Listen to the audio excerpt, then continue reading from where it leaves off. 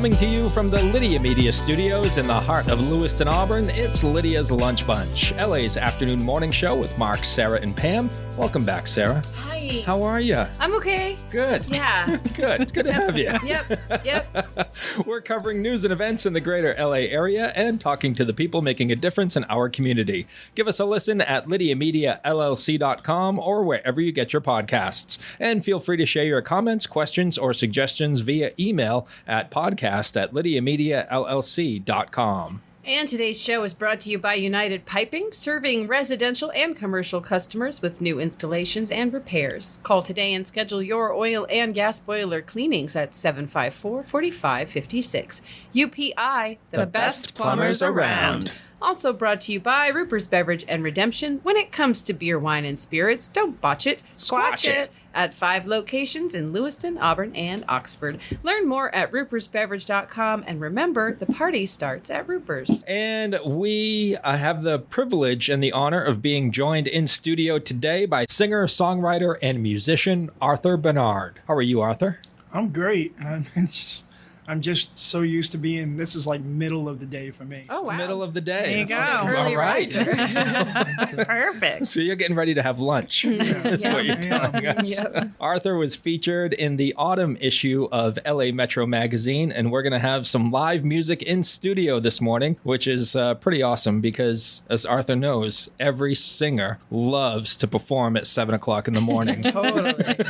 Best time of the day to do Yes. it. Vocal cords are all warmed up, If I had wide awake. If I had my way, I'd have all the amps just lined up Oh, we would too. on my back porch.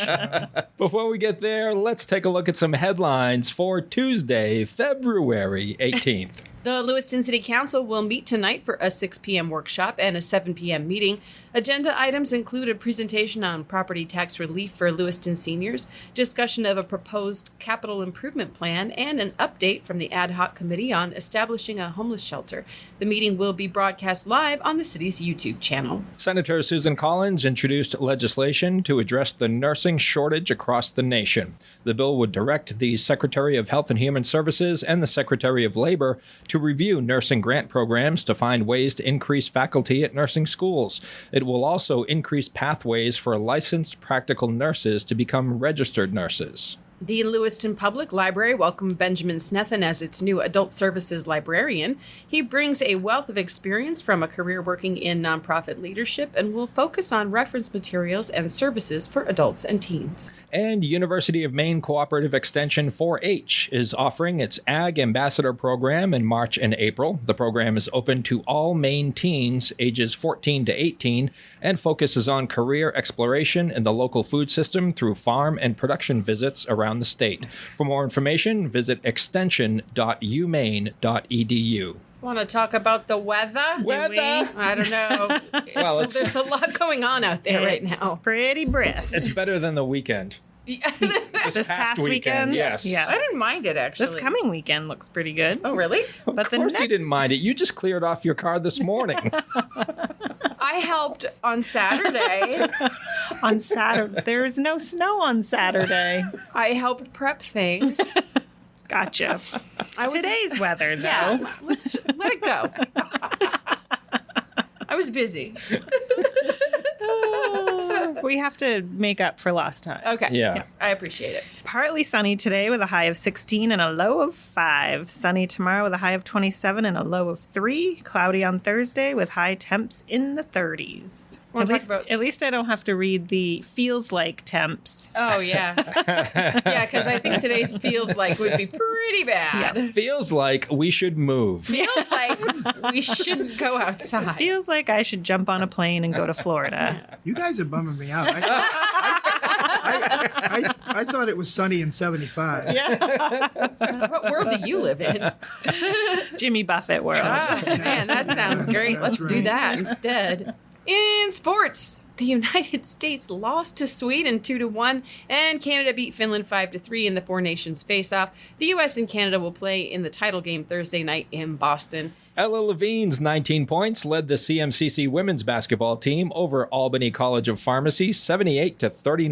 Wow. CM men's hockey will host Dartmouth College tomorrow night. The Maine Nordiques will host the Johnstown Tomahawks on Friday and Saturday at the Coliseum. The NA3 Nordiques host the Norwich Sea Captains on Friday afternoon. Bates College women's basketball will visit Amherst on Saturday for the opening round of the NESCAC playoffs. And in high school girls basketball playoffs, Class A South quarterfinal, number 3 Grey New Gloucester beat number 6 Kennebunk 69-32.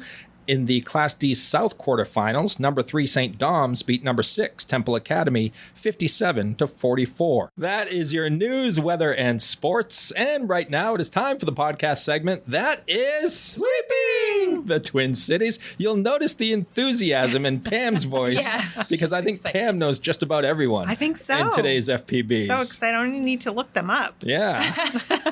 They're actually famous. It's time for famous people birthdays. They're famous. It's their birthdays. It's famous people birthdays. It's famous people birthdays. Let's take a look at FPBs for February the 18th, shall we? Mm-hmm. Alrighty, we're going to start off with Molly Ringwald, Oh, wow. who is 57 today. How is that possible, Arthur? Wow. Man, I was a teenager watching her. Yeah. So Yep. Yeah, she was in all the big teen movies back then. 16 Candles and The Breakfast Club. Pretty in Pink. Pretty in Pink. Yay. Yep. Dr. Dre. Yeah. Oh, Who doesn't love some 90s rap? Come on. wow. 60 years old today. Yeah. Not an actual doctor. No. No, just a name. No. He's the doctor of the Dre. Yes. All right, Pam, let's hear it. What's your favorite God, Dr. Dre tune? I'm so bad at doing that. I don't know. You just know when you hear them. Right? Yes. They come on, Yeah. you're like, oh, Yes. yeah. Yeah. I can't. I Nothing can't but a name G songs. thing. Nothing Yeah. but a G thing. But I don't think that's my favorite. Okay. No? Like, I need a list of his songs. All right. And we don't have it right in front of us. we don't. And it's 7 a.m. I can't sing or recall names of songs. Oh. I need a list of my own songs. See, thank you, Arthur. It's not just me. Oh, goodness. Actor Matt Dillon Oh. is 61 years old today. Oh, funny. He was so creepy in There's Something About Mary. Oh, yeah, he was. Yeah, he was. Wasn't he also in 16 Candles? Is that him? No. Is that somebody else? Yeah, that was some other dude. Okay. Yeah, that wasn't Matt. Okay. You're talking about Molly Ringwald's love interest, Yeah, right? yeah, that Jake. wasn't Matt. Oh, Jake, yeah. That wasn't him. wasn't him. Okay. No, he got his feature film debut in a 1979 film called Over the Edge, Oh. which I saw All right. a million times. Did you? Because it was on HBO back in the day when they only had like 6 movies. Yeah, he was also in My Bodyguard in 1980 and Yeah. Little Darlings with Christy McNichol and Tatum O'Neal, I think. Oh, yeah. Yeah, then And The Outsiders. The Outside. Outsiders. That's Yeah, the one I that's remember the him one. from. Yeah. Stay gold, pony boy. Stay gold. We'll do it for Johnny, man. We'll do it for Johnny. That was good. That was so good. Thank Mark. you. Thank you. That was so good. Appreciate it. I threw it up and you knocked it out of the park. Sybil Shepherd is 75 years old All right. today. You know her Oh, from Moonlighting That was where I first saw her. Yeah. with Bruce Willis. Mm-hmm. She's also done some movies, but I think she's most well known for that, right? She Think so. She did a movie with Robert Downey Jr. where I feel like her love interest died and he came back in Robert Downey Jr.'s body. Do you remember that movie? Yeah. I can't I'd remember have what it no was. idea. It was clearly Yeah. such a classic that we all. Forgot all about it. Yeah, Said no. something. This is Arthur. This is why we do famous people birthdays. We really don't care about these people. We just want to go down memory lane. Yeah. Where did I first see that? Where was I? When... Sybil Shepherd also had her own sitcom, Sybil. That was great, Yep. and that's Yeah. I where do we remember saw that. what's her name? That she's Christine Brzezinski? Baranski. Yeah. Oh my! Stole every scene. Stole She was every so scene. good on that show. But so was Sybil. She was. Yep. It was a good show. Singer Dennis DeYoung of Styx Oh. is 78 Nice. years old today. We're a first musician. Well, besides Dr. Dre, I guess we count him. I was counting him as our first doctor. Oh, I was thinking In the he's medical field. He's more of a producer, but He is now. I mean, When he was singing music, he didn't do that bad. no. He was all right at it. He kind of did okay. But he's a good producer too. You a Styx fan, Arthur? Yeah, I like Styx. You know, it's funny, when I was in high school up here, when I first came from New Jersey, my mother's best friend was a security guard at all the concerts. So she got me a job, and all I had to do was bring coffee around the security guards. So what was very cool is some of these places had these catwalks above the stage. So I've stood above Kiss and Bachman Turner Overdrive and Bruce Springsteen. Yeah. I mean, I was walking past these guys like as close as we are, you know, backstage. And as a teenager, I didn't say that, but you see these guys coming off stage just covered in sweat. And, you know, Clarence Clemens bigger than life. You know what I mean? You know, so this is a very, very cool gig. Yeah. Not bad. Not bad at all. Great job when you're a teenager. Yeah. Or if you're in your 50s or 60s. Or whenever. Yeah, in your 50s, you appreciate it too. As a teenager, right. you're like, and you cool, got backstage whatever. passes, and you're just walking past these people, and just watching these things from so many different angles. It was really cool. And at that age, you're like, oh, so this is what life is like. I'm probably do this for the rest of my life. I can only wish. Yeah. Right. And rounding out FPBs for February the 18th is John Travolta. What?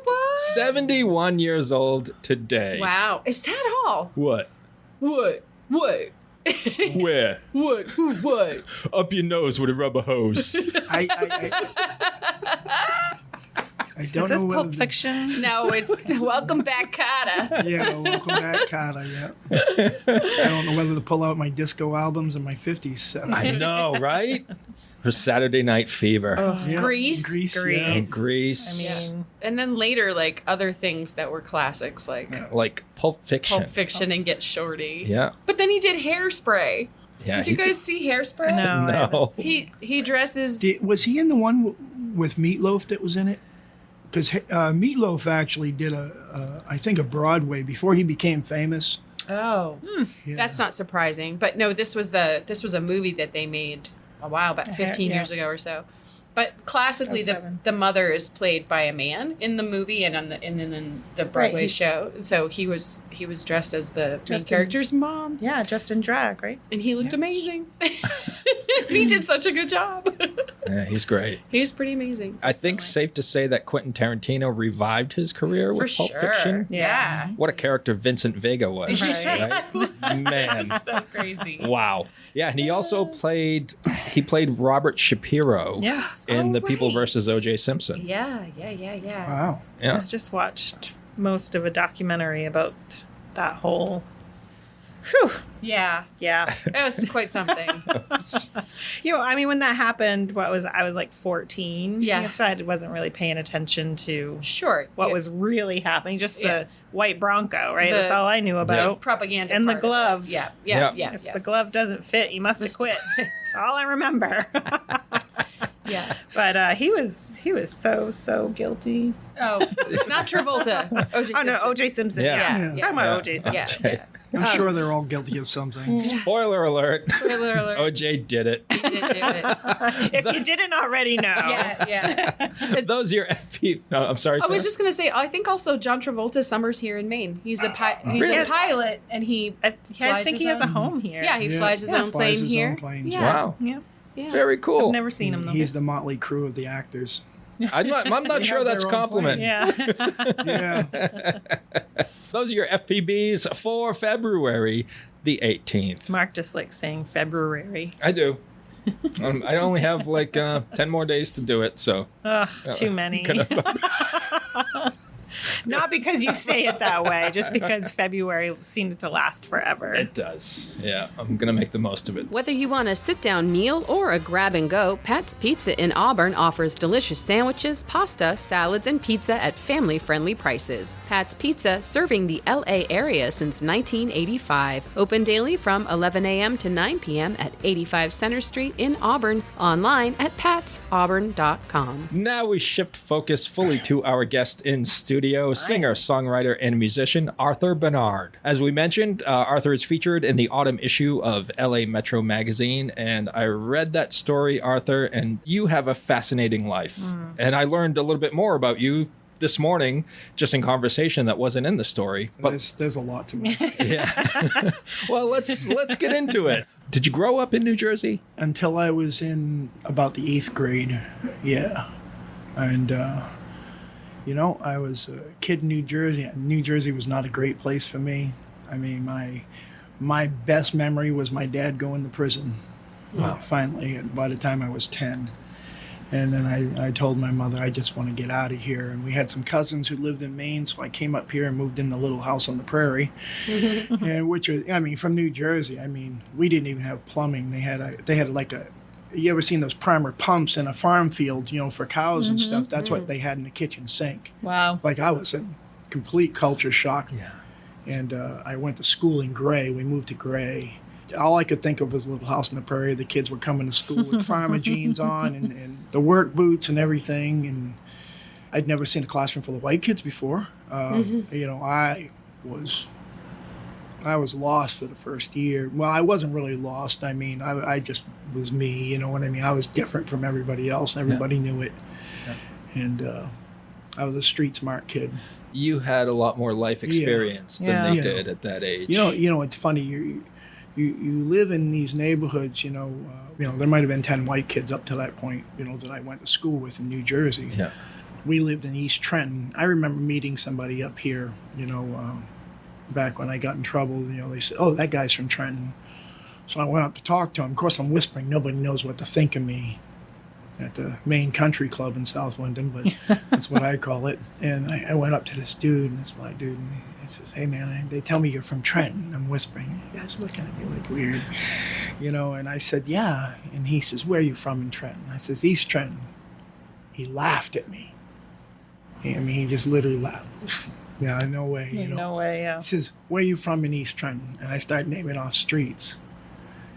He's looking at me like, really? I said, yeah, my parents bought a house there, man. And, we used to buy fried chicken dinners out of back doors of people's houses, I went to all these, my mother didn't care what church I went to. She said you had to go to church. So I went to all these, of course, all my friends were black. I went to all these black churches, but the music there, man, was the bands that they had in these churches, concerts. And the fried chicken dinners after church. That was something. Yeah. That was a great perk. But the music alone was just every day. I would go to Spanish churches. I didn't understand a word they said, but the music was awesome. Yeah. So cool. Mm-hmm. And that's when you were bitten by the bug? I was bitten by the bug, but I came to Maine. It's funny. My mother met a guy up here, a farmer in Raymond, and he was good to her. I knew he was the first guy that treated her right, but I couldn't deal with his strictness because I'd been such a loose child for so long that I moved out when I was 14, started working for my room and board on neighborhood farms. And one of the farms I worked on, they had a country band. Their dad, and I'd take care of their animals and babysit for them and go to school with their kids. They had this country band. They had all the stuff set up there, and so I got to pick up a guitar once in a while and learn a couple of chords. And I think "Give Me 3 Steps" might have been my first song. Of course, I played brass instruments all through school, even in New Jersey. From the time I was in like 2nd grade. They had band programs down there in the bigger cities. And I remember being at the junior high school down there, and we were playing. Of course, I grew up on Motown and a lot of other stuff. They would throw all the desks to the side of the room and have dance things with the Jackson 5,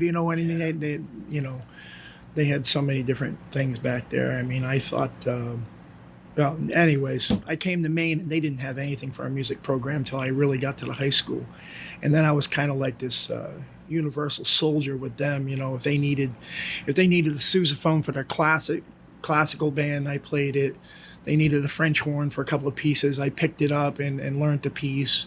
He says, I know you play trumpet, but he says, can you switch to trombone? I said, yeah, I played a little trombone in New Jersey, but I didn't like the slide. So I went out and bought a valve setup. The very cool thing about this is it's a B-flat instrument like the trumpet.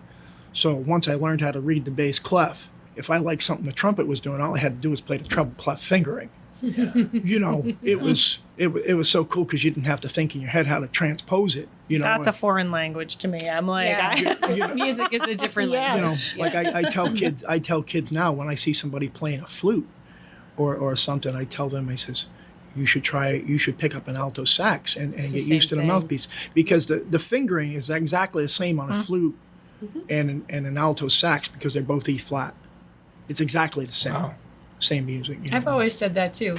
Like you can take the fingering from the flute and just turn it sideways. Well, yeah, but it only works on the alto sax, Right. because the other ones are B flat. We spoke before the show, and we know you're going to play some songs for us. And you decided you wanted to play like one song and then do an interview segment and then play another one. Okay. You ready? I can do something. All right. No. We were hoping that you could. Yeah. We had a feeling. No, I had a buddy that I had ran into, and you know, the guy was a pretty good lyricist, and we ended up writing some songs together. The guy's name is John Patrick. He's out of Bangor. He just released a bunch of songs on YouTube from this Hocus Pocus collection that he did. But this guy's probably written thousands of songs, but he's always been drank. He was a hard drinker, you know, which is a big downfall for a lot of musicians. But I told him, I said, man, there are guys living in mansions that just write songs, dude. But he's cool. He's come to grips, you know. Look, we're all older now, you know. Yeah. But anyways, he came down to me one time and he said, I wrote this song last night. He says, it took me about 15 minutes. He says, I don't play guitar, but I've been writing songs for 10 years, you know. And he says, I wrote this song last night about my life because being a drinker, he says, I've never had good luck with relationships and things like that. He's never played this song out for anyone. So anyways, this is I'll Be Free.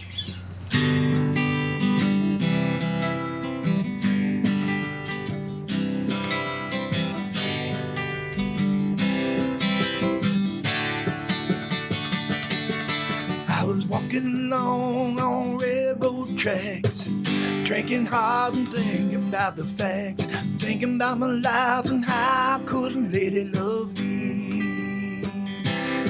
Well, I'm in pretty bad shape for a real young man.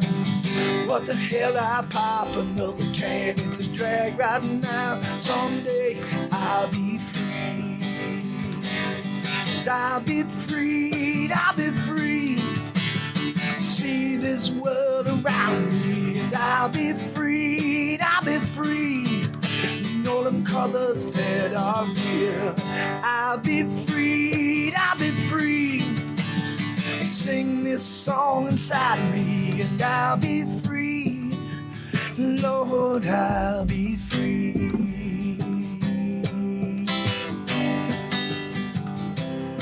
Well, it's a long, hard, lonely night.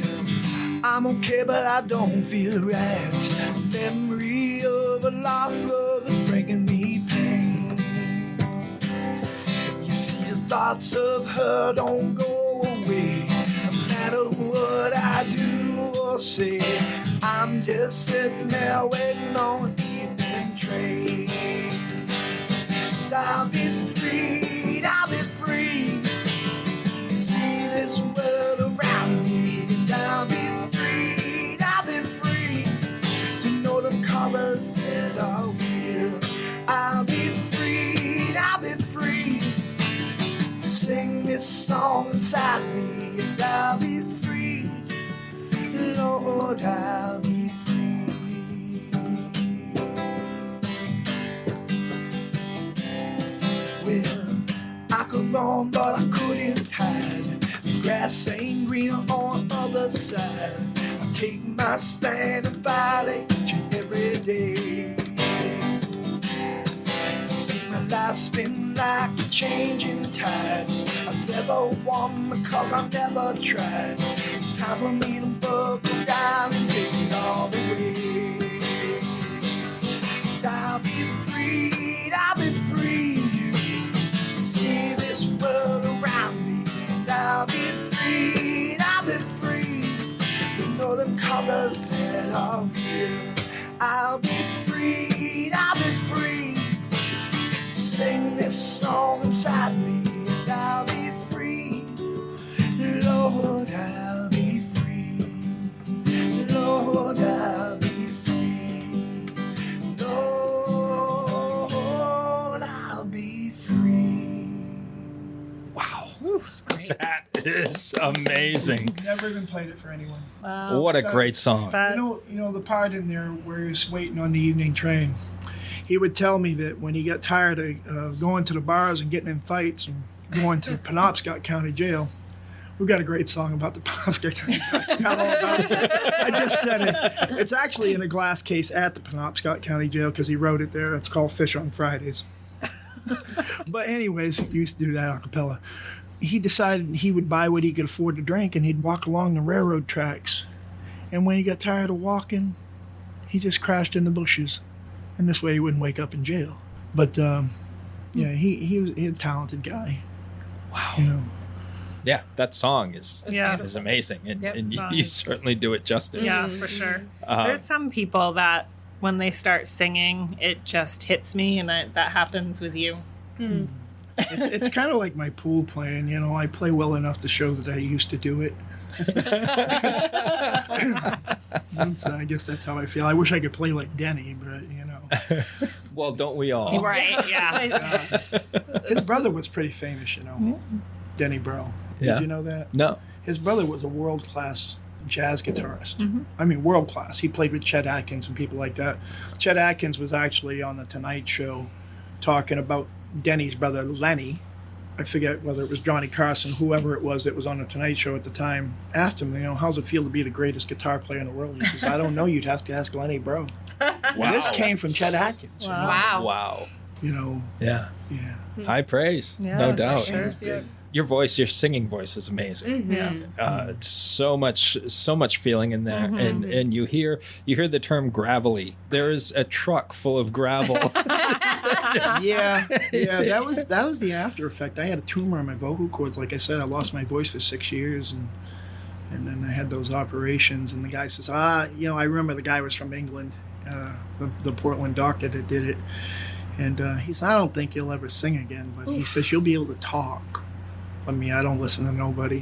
So, It's a good thing you didn't. Right? It sounds like from a very early age you Oh, were my God. enamored with music and you I spent was your life singing around church music. choirs and everything. Yeah. Yeah. And I think people like you and like me, like we were singing before we were talking sometimes. And Like, not singing wasn't an option. yeah, not singing is not an option for somebody who's just had it in their life their whole life. Like you can't No, imagine a life without it. I remember before I had left home, we had pulling horses. You know, this farmer had pulling horses, and we would ride. You know, back then you could ride in the back of a pickup truck, but we had this wooden box over it, and we would load our 2 pulling horses up in there in the back of this pickup, and us kids would sit on the floor in front of the horses. Like right on the floor against the wall in front of Doesn't the sound horses. safe. Sounds very unsafe, yes. Oh yeah, and they were drunk, man. They drank like The horses? yes, the horses. What were they doing? I don't know who was driving, but I remember I would sing.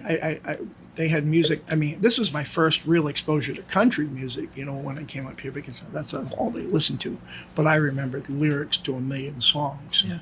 You know, and I would sit in the back, and me and my 2 brothers and this girl, you know, that lived with his granddaughter, you know, was in the back there, and I would sing 1,000,000 songs, you know, back there while we were driving. We would go all the way to Baldwin or Standish or wherever there was a horse pulling, or we'd go riding horses, you know, at their friend's house. We bring them along to ride and stuff. But yeah, I would sing songs in the back of those pickup trucks, and you know, I just knew 1,000,000 songs. Yeah. It was good. That's another thing too. Like I need karaoke. I need the words on the screen, and I need them to light up when I'm supposed to sing. You could just do like I do and sing the wrong words. Okay. Nobody notices. Kevin too. He just makes up his Yeah, own. we'll make up our own words. You gotta be real careful with those Dr. Dre tunes. Yeah, Pam. yeah. Real careful. So we wrote this song about we call it No Good God, and it sounds a little desperate at first, but you know I you know well you'll see, you know. One of those damn songs. Sure. All right.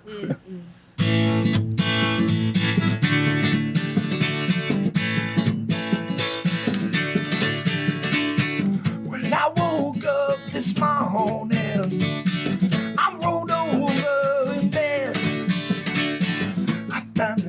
she left me. And this is what it said. It said she's leaving me on the next train. Yeah, she's leaving me out in the rain. Yeah, she's leaving me. She's leaving me on my own. No, no, no, no, good God, it mustn't. No, no, no, no, no, good God, it mustn't. No, no, no, no, good God, it mustn't. No, no, no. Well, I got dressed quick. Well, I ran, no, I flew to the car.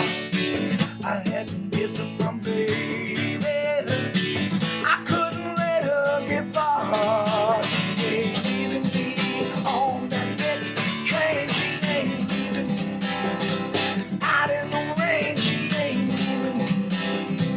leaving me on my own. No, no, no, no, good God, it mustn't. No, no, no, no, no, good God, it mustn't. No, no, no. God, it mustn't. No, no, no. Well, I got dressed quick. Well, I ran, no, I flew to the car. Oh man, I messed that right up. This is live, this ain't memories. Well, I drove down that main street, running every light. I had to get to my baby and bring her home with me tonight. She ain't leaving me on the next train. She ain't leaving me out in the rain. She ain't leaving me on my own. No, no, no, no, good God, it mustn't. No, no, no, no, no, good God, it mustn't. No, no, no. God, it mustn't. No, no, no. I got to thinking about this whole situation, man. When me and my buddy was writing this here song, I realized, hey, that ain't how I handle my business at all. So y'all pay close attention now, because this here be a little more my style. See, I woke up this morning, I rolled over in bed. I found a note that she left me with a crayon, man. This is what it said. She said she's leaving me on that next train. Yeah, she's leaving me out in the rain. Yeah, she's leaving me. And I rolled over again. Go, go, go, go, good God, it mustn't. Go home, go, go, go, go, good God, it mustn't. Go home, go, go, go, go, good God, it mustn't. Go, get the hell off the tour bus, bitch.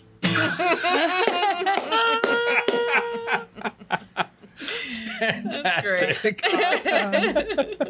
That was great. Do you have any recorded works that folks could listen to? You know, some, I don't really. We played them live. You know, when I had my band, we played all these originals live. Yeah. It was really cool because, you know, I would tell everybody in the band, you know, guys, I says, I'm the worst musician in the band, but I remember the words. You know, but I had a great sax player, and I had this guy, Fred Aberly, that played with us. And Fred, you know, he's a Denny Bro caliber player, but he's a guy that a lot of people haven't heard of. I remember walking in and I see it, and when I was younger, I would walk into places just to watch musicians. And this is how I kind of got my band, because I decided I lived in the middle of Lewiston. I soundproofed my basement, and I would get out of work from running a restaurant at night. I ran this place called Maroy's that was on Lisbon Street, French Creek place. And I would invite people back to my house, my soundproof basement, and we'd play till 3 or 4 in the morning. I had a whole sound system set up there with clip speakers and stuff, and it was really cool. But I walked in and I seen this guy playing with this country band, and I'm watching this guy. You know, I know guitar players that are, oh wow, you know, he's pretty good. You know, he can carry a tune, and then all of a sudden you see somebody like a Denny Bro, or this guy, and Fred, he's up there and he's playing, and he's talking to the drummer, and you can see they're having like this full conversation in the middle of these songs, and he's down here doing this, and he's he's not tuning his guitar, he's just doing these little whoops and things with his tuning keys in the middle of his leads, and he's still having a conversation. I mean, my God, I couldn't do that if I was just playing regular rhythm. Right. But this guy was just all over the neck, and he was a monster. And he got out break, and I says, "Hey, can I buy you a beer?" He says, "Sure." And I says, "But I got to ask you a question." And I looked at him and I said, "Hey," I says, "what are you doing with these guys?" Because you knew this guy was something. Yeah. And it turns out, I knew the people that own Carol's Music and a few of these other places. And when he was like 14, 15 years old, he was doing exhibitions. He was one of those child prodigy guys, And, I mean, we would be playing in the band. And whatever he felt like doing, like he says, "Well, I'm going to play around with some pan flutes today." And, we'd be playing songs, and all of a sudden you'd hear these stereo pan flutes coming from everywhere. He always made it sound great, you know what I mean? But he was just somebody.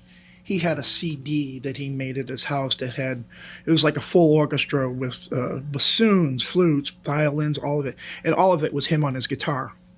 He did all the tracks on his guitar, even the drums. Incredible. Yeah, he was just that guy. What was his name? It's Fred Averly. Fred Averly. I remember I called him up one night because he was kind of technically, he's one of those guys you talk to and you wonder what his IQ is, what his real IQ is, you know what I mean? I called him one night, and he does extreme skiing. Like he'll go to the Canadian Rockies and ski down these glaciers and stuff. But most people fly to the top of these things in a helicopter and get dropped off. He's hiking up. He would go there at 2:00 in the morning and start climbing. Wow. For 14 hours. Yeah. And then ski down. Oh my God. And this guy was pushing 60 at the time. He was still doing it. Wow. And he would walk from his house in Auburn here on Winter Street to Gray 3 times a week to keep his legs in shape. And when I called him that night to ask him a technical question about a piece of the sound equipment that I bought, I called him and I said, "Hey, what are you doing?" Because I could hear wind and it was a blizzard going on outside. He said, "I don't know." He says, "I'm hiking back from Gray." He said, one of my hikes. He says, "This blizzard's going on." He says, "You can't see the markers on the trails anymore." He says, "It's interesting." He says, "I get everything I need to spend the night if I have to, And like, this is like 11:30 at night. He's in the middle of the woods between here and Gray. Just another day. Just another day. Just got to find some railroad tracks. Yeah, very, very cool dude. And then we had this guy, Tom Maynard. I don't know if you knew him. He passed away not too long ago. Tom Maynard was a code enforcement officer for the city of Lewiston for a few years here before he passed away. And this guy was in a book from Washington State when he was younger. He kept it in a plastic bag, and he showed it to me once. And this guy wrote this book of the 100 greatest guitar players never signed to a label. And he was one of the featured musicians in it. Wow. Yeah. I got very lucky. I had these very cool people show up. My keyboard player, Mary Murphy, she could play harmonicas.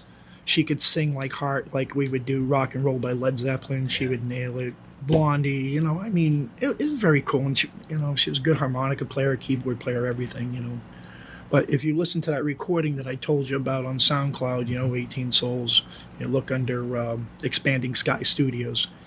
And Denny Bro's on there playing lead. The piano player is her, Mary Murphy, and then Jim Foy, and then Mike Krapovic, he played bass with us, It came out really well. Yeah, I can't wait. Yeah, I'm definitely gonna check it out, and we'll share it on our socials as well. Yeah. What's your situation now as far as performing? Are you performing solo? Do you have a band, or you just do podcasts? Pretty much. I play. I've done a lot of TV appearances and some radio stuff, but I'm raising grandchildren. I adopted grandchildren 13 years ago. I have 2 seniors and a sophomore left. I had adopted 4 in the beginning. They were 3, 4, 5, and 8. But I couldn't let them go to foster care. Yeah. They were a lot more important than playing in a band. I miss it. Who knows? Maybe I'll do something after they graduate. I don't know what I'm gonna do, man. One day at a time. Yeah, sure. Yeah. Do you play for your grandkids? I've played for every one of my grandchildren, even when they were in a crib. Yeah.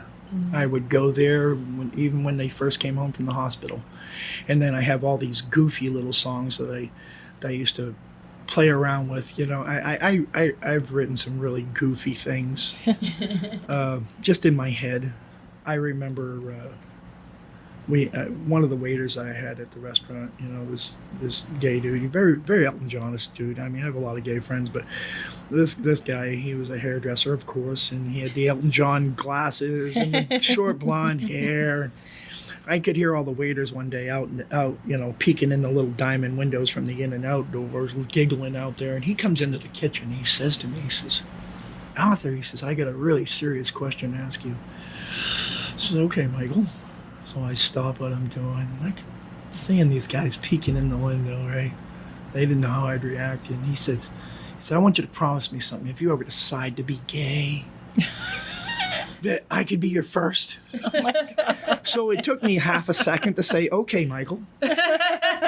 Because, you know, I mean, it's not going to happen. But, you know, I mean, but to see the look on his face, because he didn't expect that quick answer, you know what I mean? "Sure, Michael. Yeah, I can make that promise, you know." And I went home that night and I'm watching Beetlejuice with my kids. And they were all little at the time. I remember the Banana Boat song Deo comes on. Oh, yeah. And Michael used to tell me stories. Him and his partner, they would go down to South America and they had these gay resorts down there. And he says, you know, they had the lesbian hangouts, they had the guy hangouts. And he says they'd start these conga lines. He says, and everybody in the place was in the damn conga line.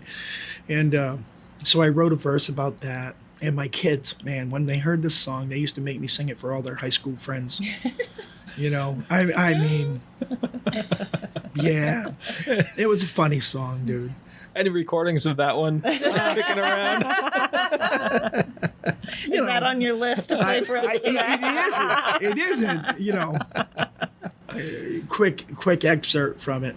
"Down in the islands where the gay men roam, gay men come but they never go home. They start a conga line 10 miles long, gay men come but they never go home." And I got up and did a little dance.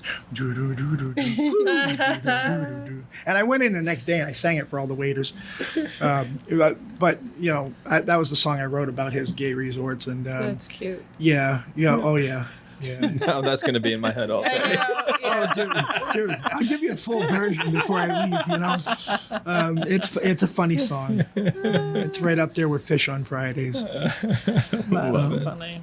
What's next on the list? Oh my gosh, I'm kind of caught. My daughter's favorite song is "Falling." I may do that, but you know, Lewiston, Auburn, you know, this has always been a city I've been around for a long time. There used to be a big bar city. You know, Lisbon Street used to be full of bars. And a lot I've known people, you know, you can't live in a town like this and not see how many people struggle, you know, through the years. But we wrote this song called "The Line," and it's pretty much talks about city life, you know, an actual picture of city life. So I'll do that one right now.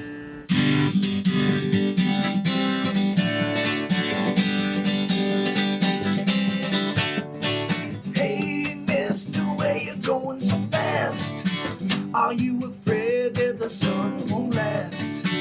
Well, I know what it's like to be alone, and I know how you long for your home. 'Cause you've been doing hard time on the straight line, all you want is yours now. You've been doing hard time on the straight line, all you want is yours now. Hey, back lady, what you got in your cart? I know you ain't shopped there in many months. You're found in there, just lying in the street. Oh, you took it home 'cause that price could be beat. You've been doing hard time on the front lines. All you want is yours now. You've been doing hard time on the front lines. All you want is yours now. Hey, bartender, pour me another drink. I need some whiskey, so whiskey to think.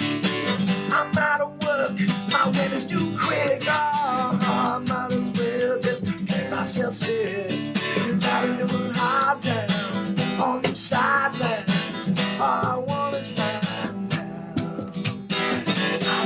high down on them sidelines. All I want is mine. Hey, sister, there by yourself with all your hopes and your dreams on the shelf.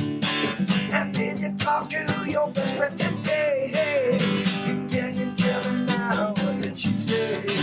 She doing high time on the phone lines. She doing high time on the sidelines. She doing high time on the straight line. All she wants is her.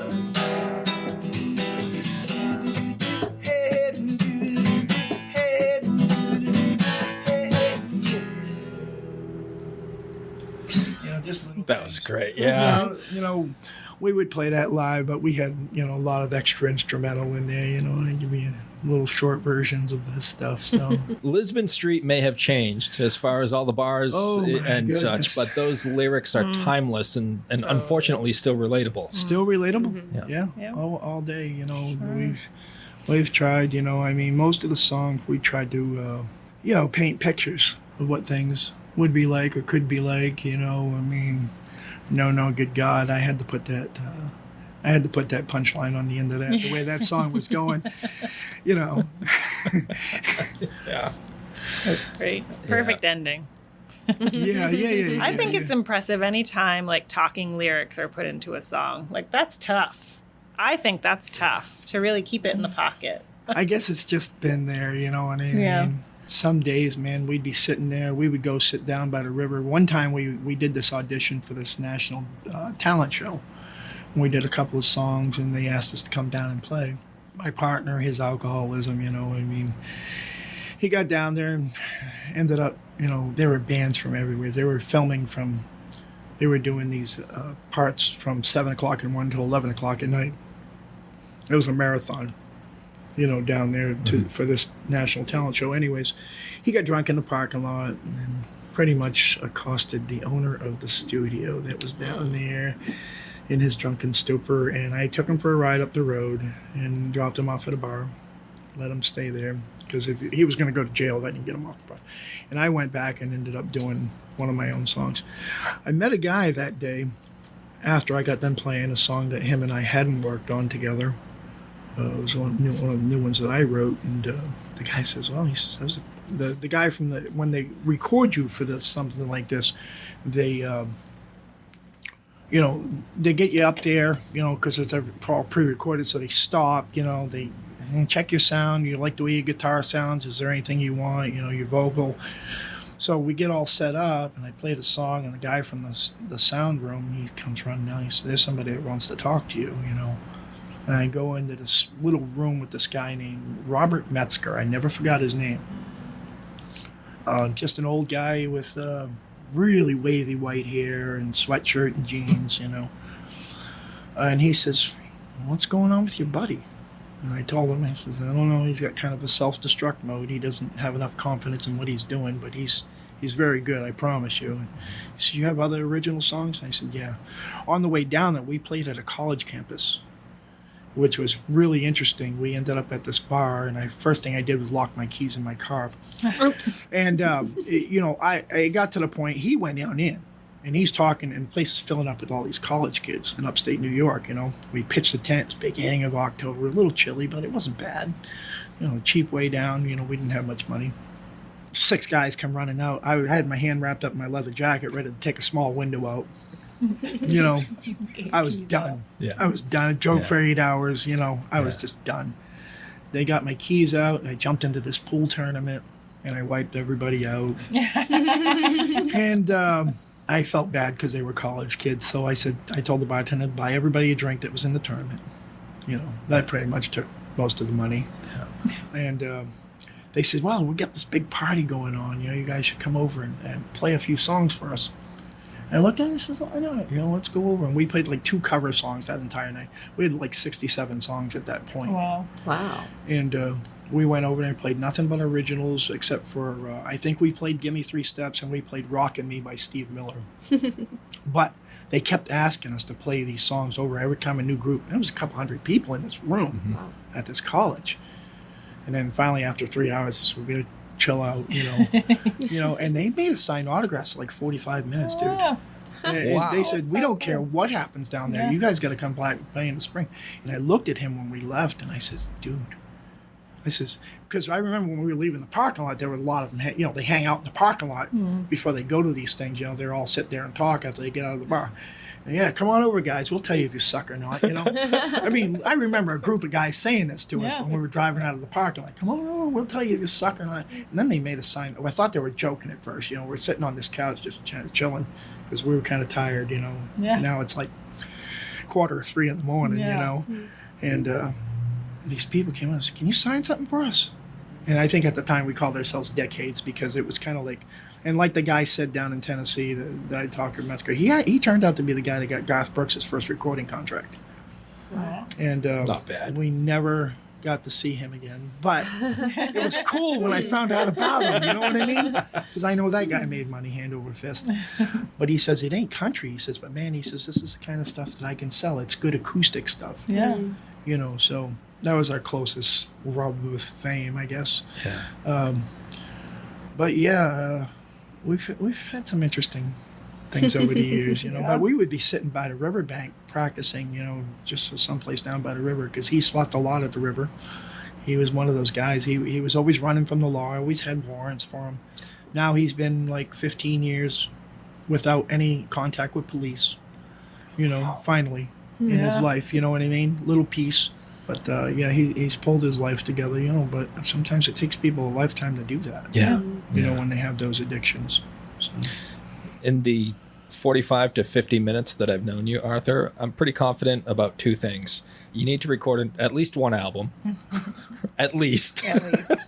And you need your own podcast. Or you got to write a book. Dude, I have people talking about writing those books for me. I've had one person write a book already. There is...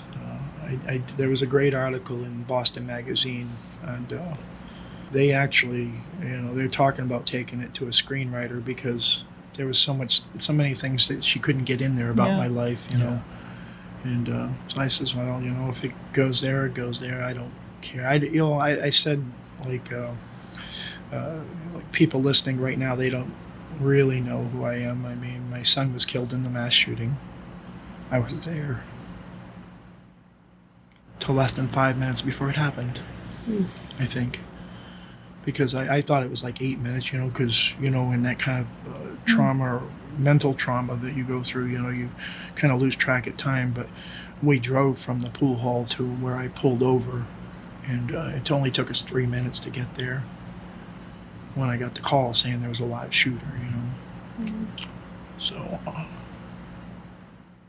my life in the last 2 years has just changed. Right. I've spoken, I've never done anything political in my life, but I've spoken every place from here to Washington, flew for the first time, never flown before, I took my son there, my grandson that lives with me, he's a sophomore, he wanted to know more about what I was doing. He went to the press conference with me, the last one that I did. He went to Washington with me and turned 16 down there, and I performed a song I wrote for the shooting called 18 Souls with this pianist, he's a concert pianist named Doug Hammer. Guy's amazing, I mean, he's one of those guys that sits down at the piano and he's something after the first several notes, you know what I mean? He's just one of those guys. And it turned out, this year when I went back down, he says, oh my God, I do remember you, he didn't know if you remembered me or not. And I noticed he had this mesh cap on. It turned out we had the same kind of cancer. I went through 3 years of cancer before the shooting, and I've been clean now. I was clean for 9 months when the shooting happened. And we got to talking. He was the first person I met that had this type of cancer, and likewise for him. He says, oh my God, he says, you're never going to believe this. He says, I had the exact same cancer. But, it was a very cool thing. My grandson took this video on my phone of him and I. My strap was a little too long. I brought this guitar and I was fixing it. And I says, I'm interested to hear what you I mean, like the day after I sent him my song, he sent me the sheet music to my own song. Wow. You know, he's one of those musicians, you know. One of the guys I met through this was, you know, it's a funny thing how things work out, because 6 months before the shooting, I was having my van worked on down here in Lewiston at VIP, and my son came over that was killed. You know, he knew all the mechanics there. He was there a lot, and his nephew worked there and stuff. They all knew him. So they said, you know, Artie, my son's name was Arthur Strout. He says, you know, there's a famous Arthur Strout that comes in here. We kind of looked at it and says, yeah, Artie, I says, you could have been famous. And we just kind of laughed. You know, he was a big guy, you know, 6'5", 280 pounds, you know, and had this great goofy laugh. And he was just a great kid. And we Googled the guy, and he was the keyboard player for ELO and Hall & Oates. Wow. Like, and he lives around here. Wow. Okay. You know, and during the GoFundMes and things, this family Googled my son's name and got his name and sent him a check because they didn't want to go through the GoFundMe or whatever. Anyways, so he opens up this envelope because it has his name on it, and realizes, and he looks up the GoFundMe and finds my son, who was running the GoFundMe for my son's wife, and took him out to dinner. And then ironically, I ended up meeting him at Walmart. I was out there with my kids, and we had these sweatshirts made with my son's picture on it. And he looked at my grandson, and he says, did you know that guy on your shirt? He goes, yeah, it was my uncle. And the guy, of course, my other son had already told him about me raising grandchildren, and so he figured it was me. He says, is your grandfather here?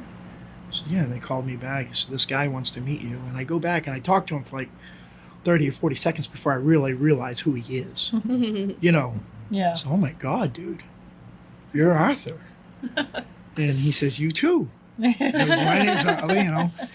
And, you know, I had originally wanted him to play on the recording when we went in the studio, but he's a classical pianist, and he had sold out shows all the way across Canada. He was showing me his schedule, and he was selling out shows as a headliner for classical concerts. Yeah, that's awesome. And you know, he's a busy guy and studio musician. You know, if you're looking up on Lincoln, I think it is, you know, very cool. You know, but you know, I've just met some very cool people.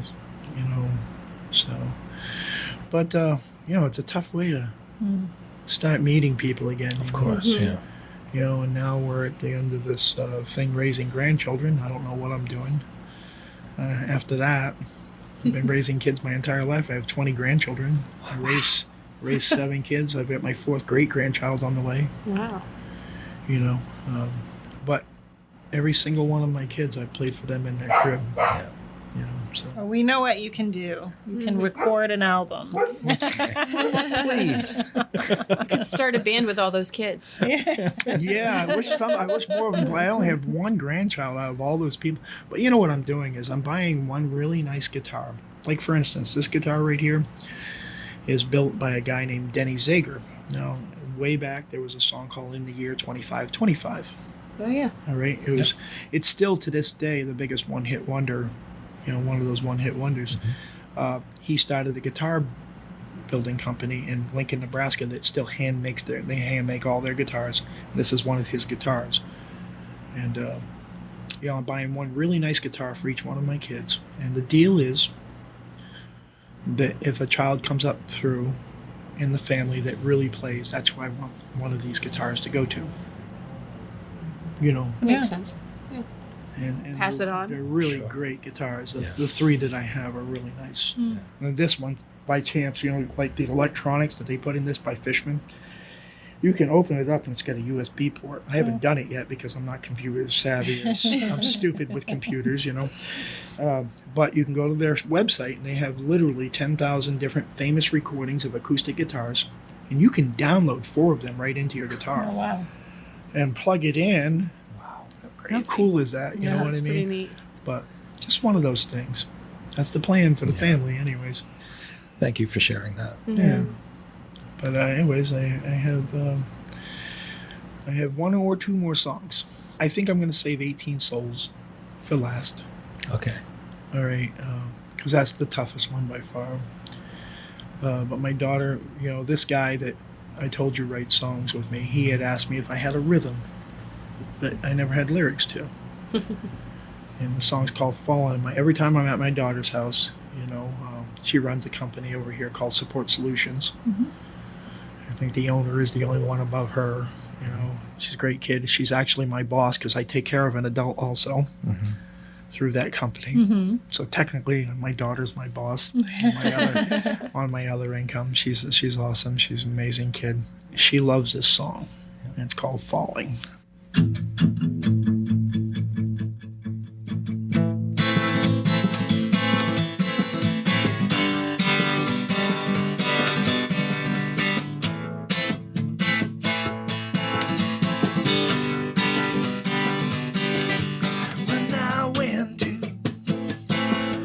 Top of the mountain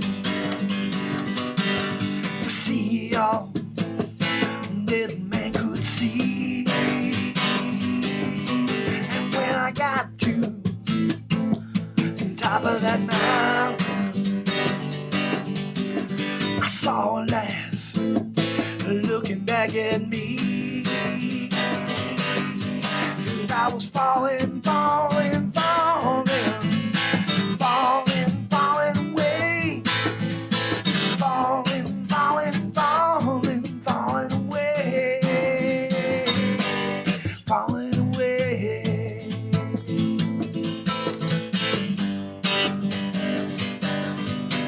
Now I once was a man with a mission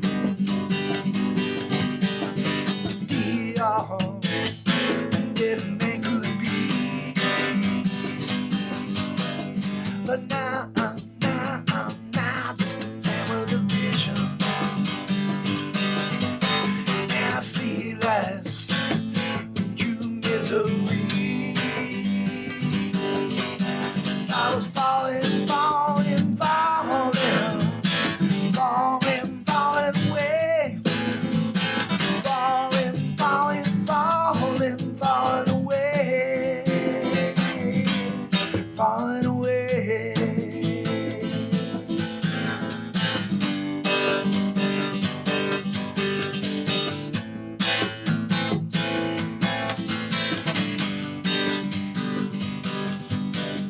Now children, if you listen, you'll hear me, hear me.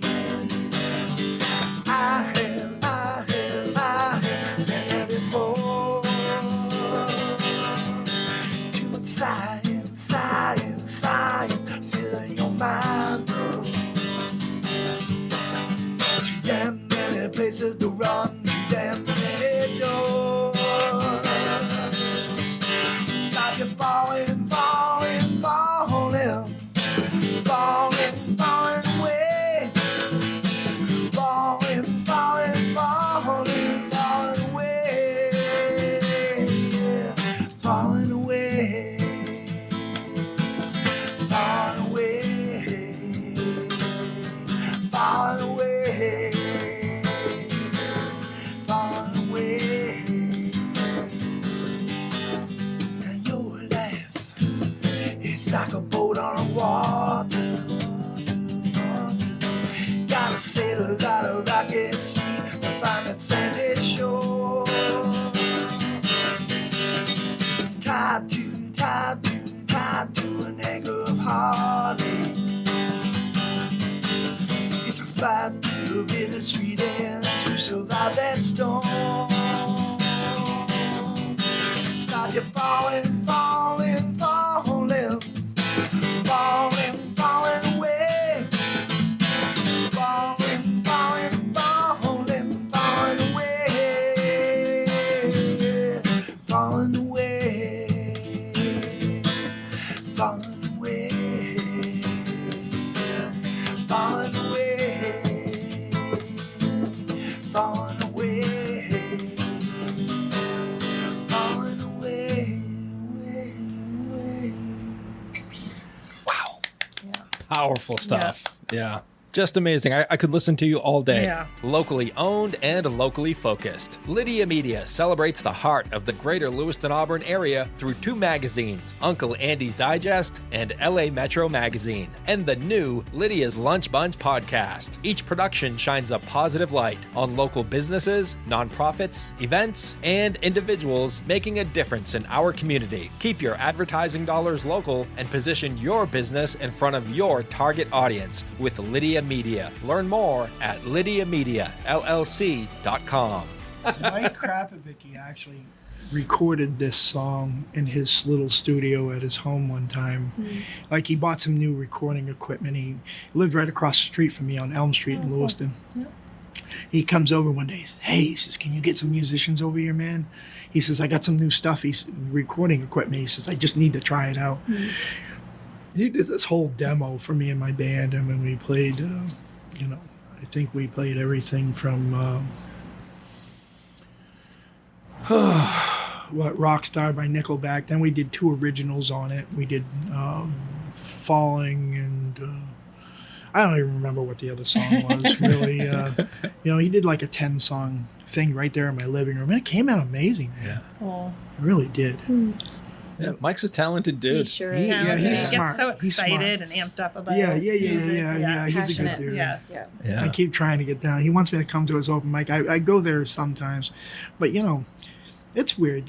This last couple of years, I've had to deal with, like, I just recently lost a second son in November.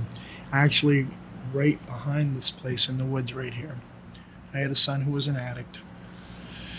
And one night he's over here on the corner panhandling, and someone gave him $100. And he went back. If you drive through here sometimes, you'll see a guy out there panhandling with a cat on his shoulders, which was his camping buddy. My son had this big cauliflower ear, but he'd been on the street for like 8 years, and I raised 2 of his grandchildren. They were 2 of the ones I adopted. And so there's been a lot of mental, I not only with my own grief, but dealing with my grandchildren's grief. I had to go and explain those things to them, that he was gone. And the mother is just getting out of jail next month. She stopped doing drugs for years. I mean, they bought a house and everything and got married, and then she started doing drugs again. They lost everything in 1 year. Wow. Like their home, their motorcycles, their cars, trucks, everything in 1 year. And, so hopefully one of her parents can be at her graduation this year, and we've been trying to stress to her, we talked to her from the jail and how important it is that these kids have at least one parent in their life. Right. She's amazing when she's straight, but this addiction, the fentanyl thing and everything. Anyways, the guy was on the corner over here, and a friend of, he knew, a little bit about my son, who he knew and stuff. And a lot of people pull up and they'll say, "How you doing today?" And he says, "I'm doing okay." He says, "But my friend with the cauliflower ear, I'm pretty sure he died in his tent this morning." And we knew right away, So he tells this girl this, and she called her husband to tell him. And ironically, I helped run a kitchen at a hotel in Portland at the Holiday Inn by the Bay. And that day I had done a convention for 911 operators who were there from across the country, hundreds of them, to hear about the mass shooting, because they're trying to get better responses, a better way to respond to these things, because there's so many mass shootings. And the salesman told them who I was, and he said I was welcome to sit in on their discussion. That night they had 3 911 operators on, and 2 of them had just finished training. Wow. On the evening of the On shooting. the evening of the shooting. All right, and this is when people started rushing in from all over. There was a lot of things I learned. Some of it was easy, was okay, and then some of it was hard to listen to. Because it takes you back to that moment. Anyways, ironically, I call this guy knew my son Tyler, my youngest son. He called him, and I was driving home from that 911 convention. And when my son called me, he said, "Dad, I think I just got the call about Anthony." Because you always expect to hear the call, but you're never ready for it, really. So anyways, that's how that day went. I called Lewiston Police because I figured he'd be on that side of the bridge, but he wasn't. He was on actually right here. And I've been trying to find this kid with the cat, buy him dinner and talk to him a little bit. You know, ironically, the same officer that found my son here in the woods was the first officer on the scene at the pool hall that night that found my other son. It's the same officer for both kids in 1 year. Wow. So, eventually I want to get together with these people and buy this kid dinner and talk to him about his life. I've done a lot of things this past year. I finished everything my son was going to finish. He was on his first pool team. And I went to Las Vegas, that night we were talking. This kid, Justin Karcher, that was there that night with us, he was the last game of pool I played. And he got shot 7 times and survived. But he's, I don't know, I just feel this kid's like my own son now. He told me the last things my son said. He told me things about that night that we never knew. My son was the one that yelled, "He's got a gun," trying to warn people, but there was a lot of deaf people there. Yeah. And I think the last thing my son said was, "Everything's going to be all right. You're going to be all right." Even after he got shot, he took the time to say that.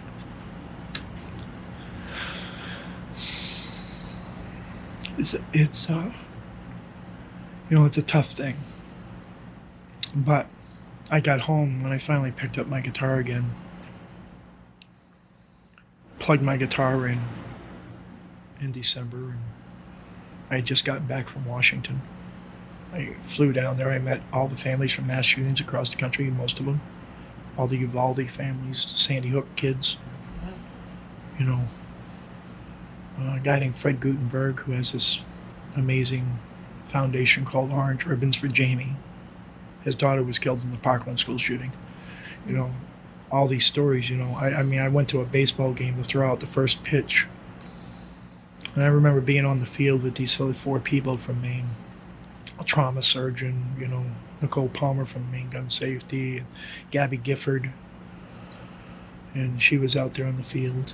And we threw all the first pitches at the same time on the field. My son Tyler just happened to be at the game. He didn't know we were going to be there. They let him come up into this catered balcony with us. So anyways, I'm sitting there. I talked to Gabby Gifford's people because I'm trying to meet people like that, talk about what we can do for gun safety and things, and learn as much as I can. I've said from the day after, I don't know what I'm going to do. I know I'm going to do something. I've done a lot this last year. But, and then I went over and I'm sitting at this balcony with my son and his wife, and we're looking at this crowd. And, I'm thinking, I haven't been to a game since 1968, when I was a little kid, watching the Mets and the Dodgers play at Shea Stadium. And now they have these giant Teletrons, bigger than any concert venue. You know what I mean? Yeah. And they have the music playing and all of that. And I'm watching this full crowd. It was the Yankees and Red Sox, and they're all doing the wave across the thing and back and forth over and over again. And the first thoughts that come to my head was, I'll bet there's about 45,000 people here. And that just happens to be about the number of people that were killed last year in mass shootings around the country from guns alone. An entire stadium. Right. And every story is different. Every story is tragic. And, one thing I want to do eventually is I want to speak at high schools to parents of children and let them know. Because I've talked to about 100 gun owners since this happened. Most of them don't even know about the laws that were written. Like the fact that the state of Maine passed a law 9 years ago that said it's illegal to make a gun registry in the state of Maine. You didn't hear about that on the news. That's a real law to register the serial numbers of guns. So I want to find out why people are so scared of the subject of, I don't care how many guns someone owns. But when I find out that there are 100 to 200 million more assault rifles in private hands than there are people in this country, and no one knows who owns them, think about that number, 100 to 200 million more of these assault rifles in private hands, and no one knows who owns them, with the extreme groups we have in this country, and nobody thinks that's dangerous. Okay? It's not okay. And I have a gun safety advocate telling me, you have no effing idea what kind of dangerous waters you're stepping. What does that mean? You're a gun safety advocate and you're telling me this? Why everybody's afraid to talk about, even the gun safety people? So eventually I'm going to make it my life mission to find out why people are so scared of that subject. It doesn't make sense to me. I mean, our animals in the woods have more chance. You're only allowed 3 shots for a bird, and you're only allowed 5 shots for deer. Why do you need a gun that can shoot 30 rounds? Or a gun that can pump out 60 to 100 rounds in a minute. Okay? I don't care if you own them, but they should be registered, very least. But anyways, so when I picked up my guitar again, I thought I was just going to just jam out songs, all these songs that I know, and all of a sudden I was just writing again. I hadn't written anything over 15 years. My kids 2 of my grandchildren came running down over the stairs that were home. They were teenagers, And I had plugged into my acoustic amp and I was playing, just putting the words together. And they said, "Oh my God, Bumper, what is that? What is that song?" It's something new I'm writing. They sat there on the floor. It took me about 2 hours to write the song. And I finished it with them right there. They just didn't move, Anyways, it's called 18 Souls. And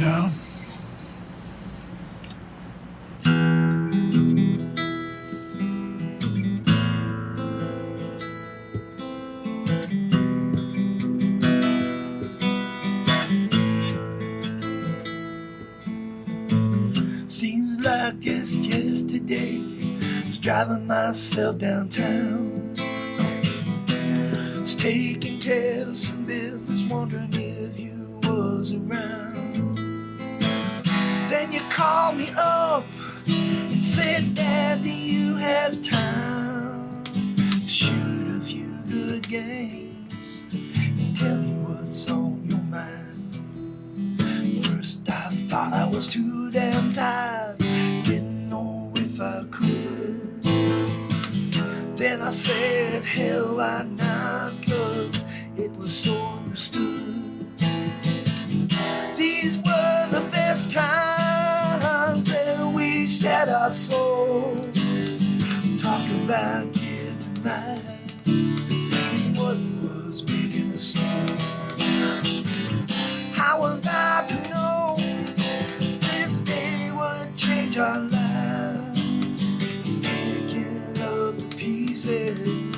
From 18 shattered lives, 18 souls so beautiful, all gone in a flash, from an angry, troubled man with a gun tied in his hand.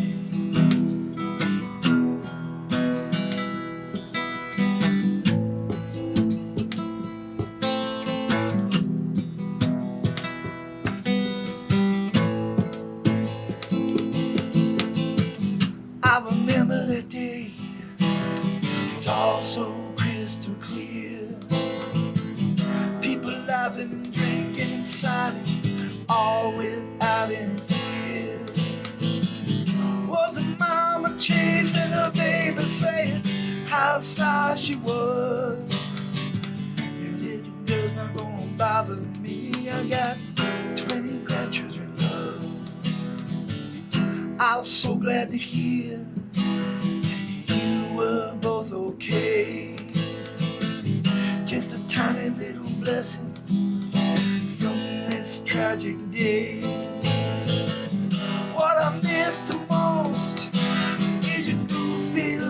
smile, great big beautiful heart that you carried with such style.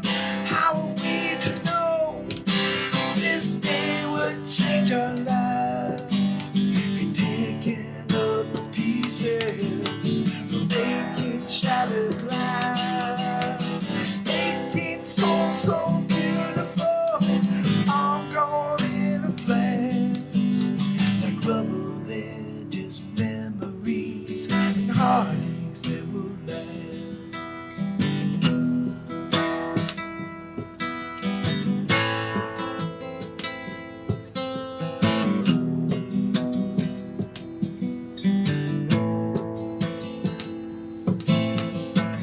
Hope that we can come together with our hearts and minds, make some better choices with these gun bills that we sign. Hope that we can coexist for our families and our kids, so we don't ever have to have another tragedy like October 25th. How are we to know this day would change our lives? Picking up the pieces from 18 shattered lives, 18 souls so beautiful, all gone in a flash, from an angry and troubled man, the gun tied in his hand. 18 souls, 18 souls. Yes, my son was one of those 18 precious souls.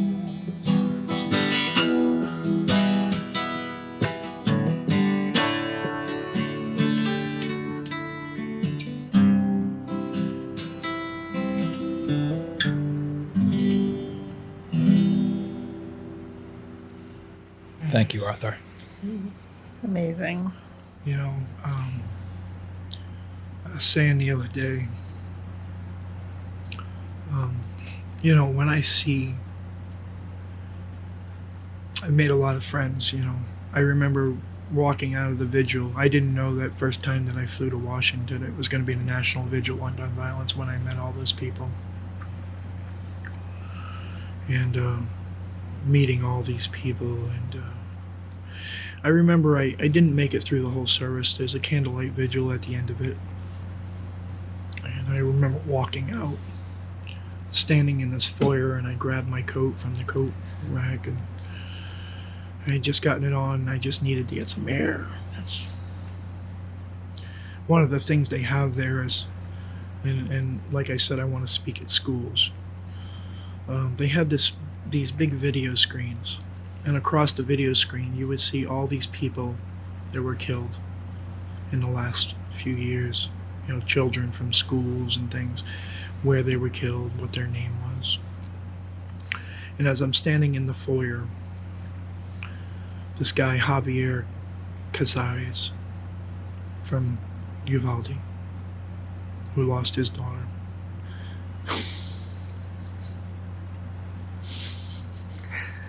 this guy, he walks out of the church. He walks up to me and he grabs my hands. He's a wreck. And he says to me, he says, I feel like I failed you. Like he couldn't do anything to prevent it, you know. He said, you didn't fail me.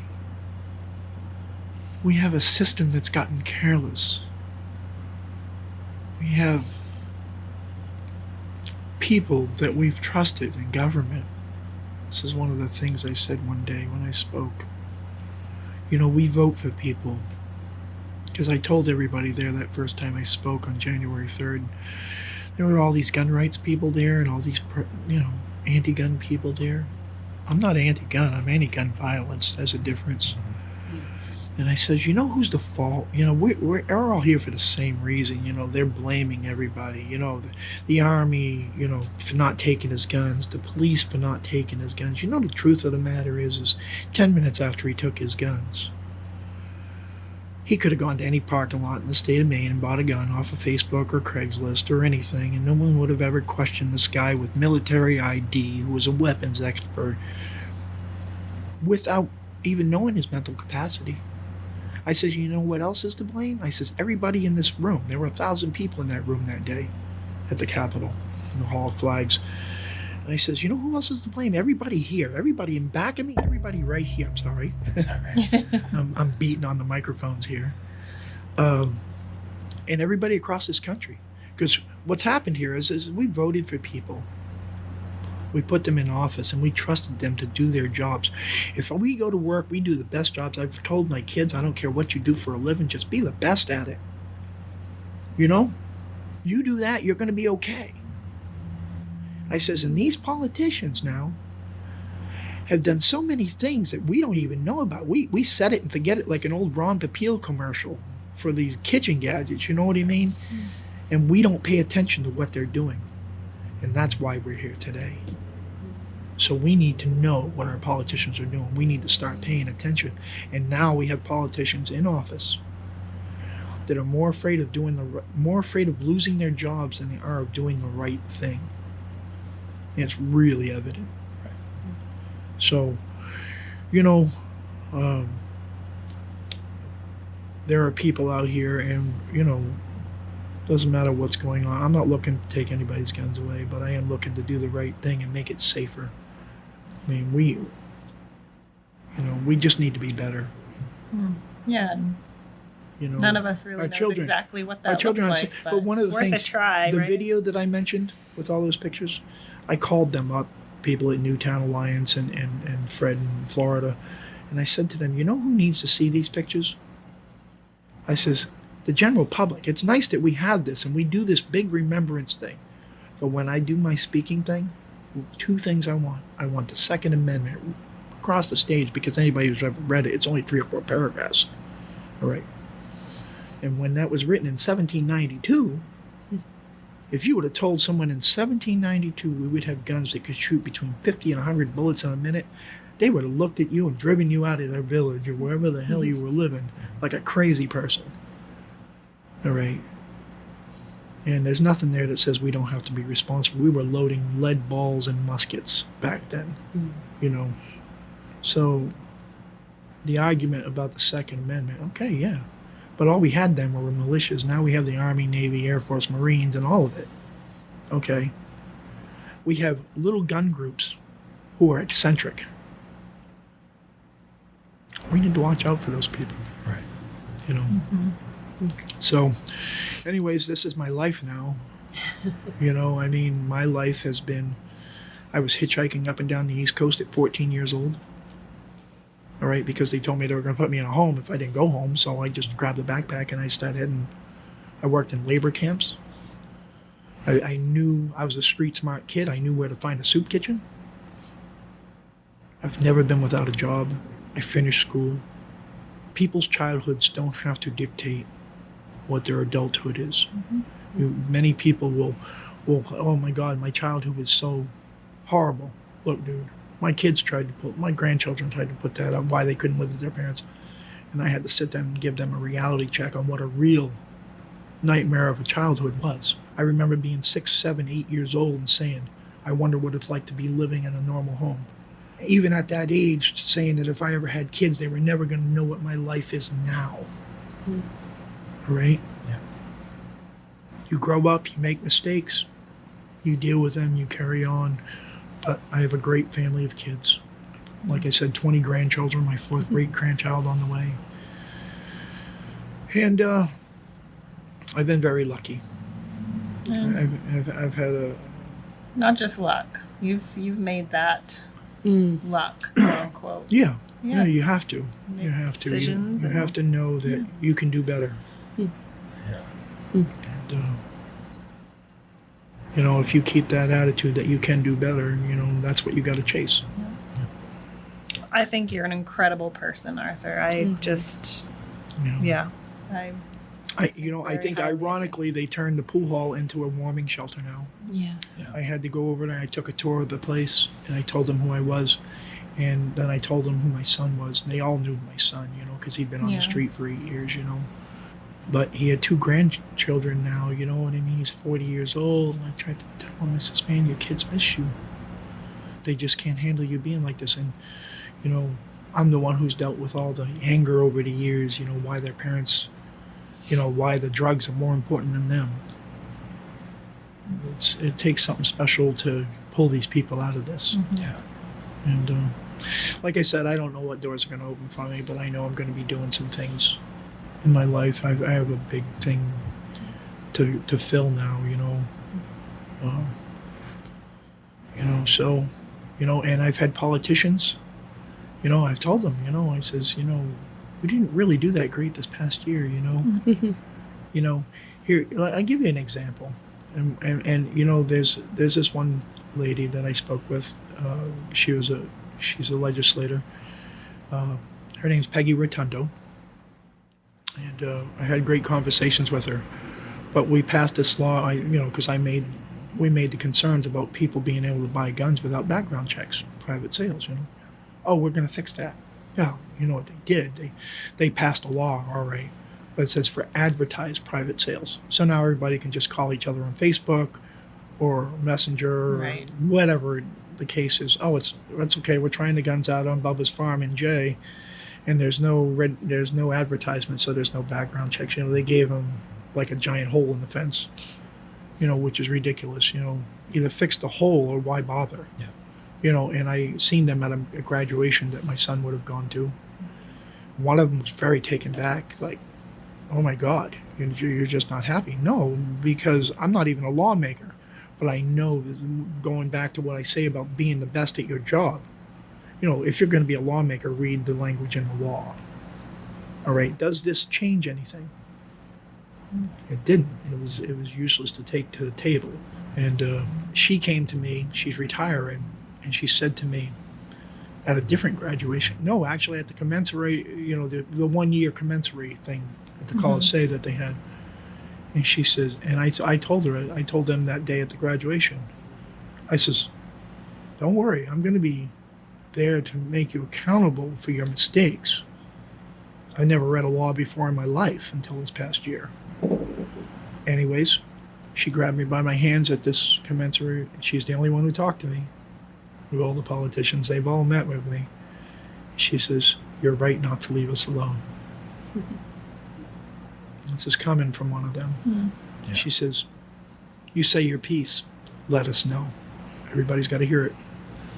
So here I am. We're grateful for that. Yes. Thank you for joining us. sharing your time, your talent, and your story with us today, Arthur. Much appreciated.